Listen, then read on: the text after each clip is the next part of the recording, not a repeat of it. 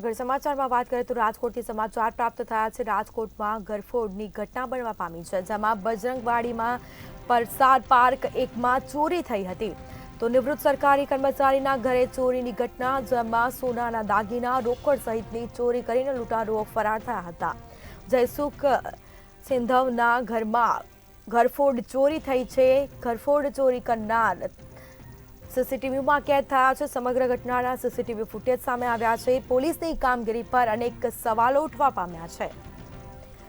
રાજકોટમાં ગરફોડની ઘટના સામે આવી છે, જેમાં બજરંગવાડીમાં પરસાદ પાર્ક એકમાં ચોરીની ઘટના, નિવૃત્ત સરકારી કર્મચારીના ઘરે ચોરી થઈ હતી અને જેને લઈને પોલીસની કામગીરી પર અનેક સવાલો ઉઠવા પામ્યા છે। વધુ વિગતો સાથે સંવાદદાતા ધ્રુવ કુંડેલ ફોન લાઈન પર જોડાઈ ગયા છે।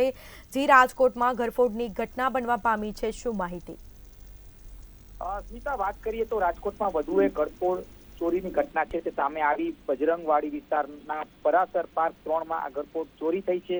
નિવૃત્ત સરકારી કર્મચારીના ઘરે આ ચોરી થતા કહી શકાય કે આસપાસના વિસ્તારમાં પણ અત્યારે ભયનો માહોલ છે।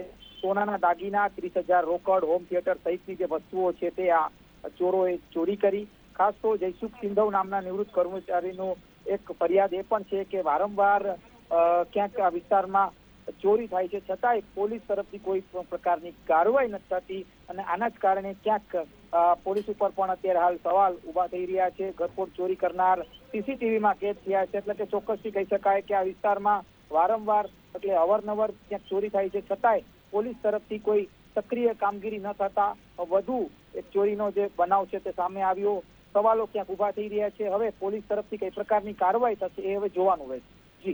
જી બિલકુલ, તમામ જાણકારી આપવા બદલ આપનો આભાર। તો રાજકોટમાં ગરફોડ ચોરીની ઘટના, જેમાં નિવૃત્ત સરકારી કર્મચારીના ઘરે ચોરી થઈ છે, પોલીસની કામગીરી પર અનેક સવાલો ઉઠવા પામ્યા છે। સોનાના દાગીના, રોકડ સહિતની ચોરી થઈ છે અને સાથે જ આ સમગ્ર ઘટના છે તેના સીસીટીવી પણ સામે આવ્યા છે। જયસુખ સિંધવના ઘરમાં ગરફોડ ચોરી થઈ છે, તો નિવૃત્ત સરકારી કર્મચારીના ઘરે ચોરીની ઘટના, પોલીસની કામગીરી પર અનેક સવાલો ઉઠવા પામ્યા છે। બજરંગવાડીમાં પરસાદ પાર્ક એકમાં ચોરીની ઘટના બનવા પામી છે। તો સોનાના દાગીના, રોકડ સહિતની ચોરી કરીને લૂંટારુઓ ફરાર થયા હતા। પોલીસે કાર્યવાહી કરશે, પરંતુ પોલીસની કામગીરી પણ અનેક સવાલો ઉઠવા પામ્યા છે।